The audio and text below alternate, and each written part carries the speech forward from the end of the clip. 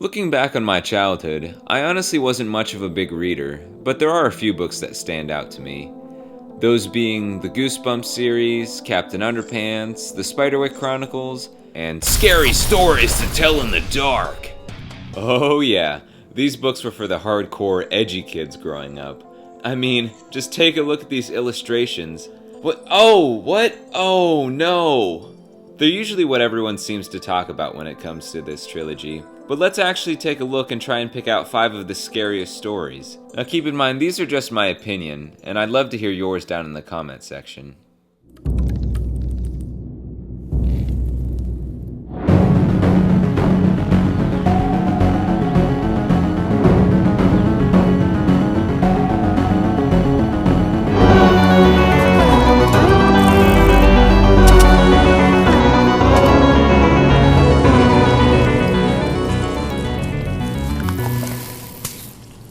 This one is definitely one of the more tame ones on the list.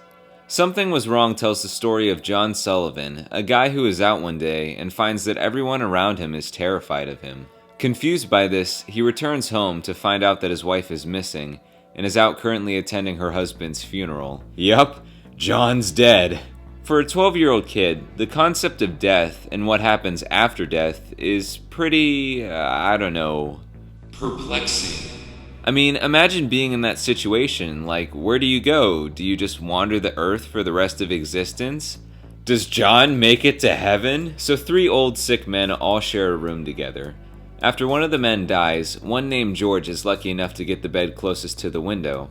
He spends his days happily gazing out and describing the scenery to the other remaining man named Richard. Richard is extremely jealous of George because he wants the bed by the window.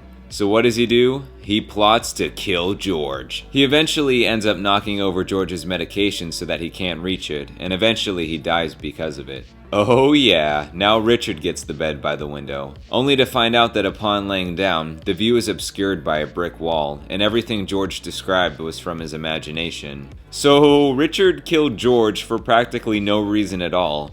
Not only does he have to deal with the guilt of that, but he gets to stare out at a brick wall for the rest of his life. Wonderful!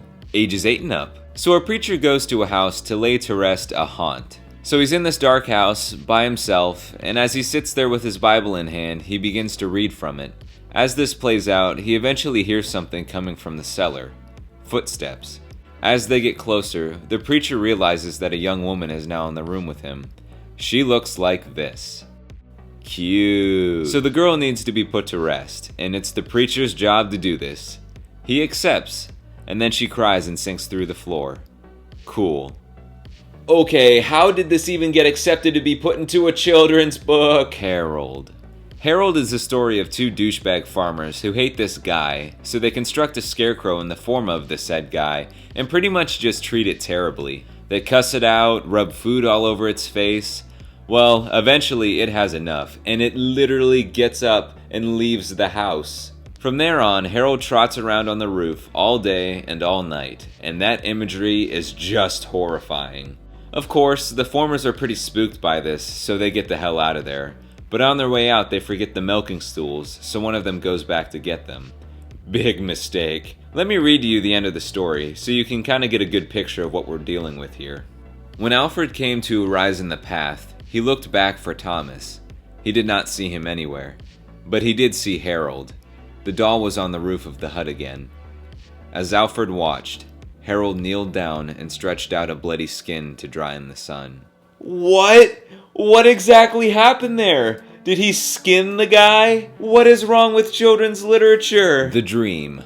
This one in particular gave me nightmares, specifically the image that goes along with the story. It's hard to explain. Maybe it's the woman's particular lack of features that makes her most unsettling. I'm not really sure. The Dream is a story about a woman named Lucy who goes from place to place painting.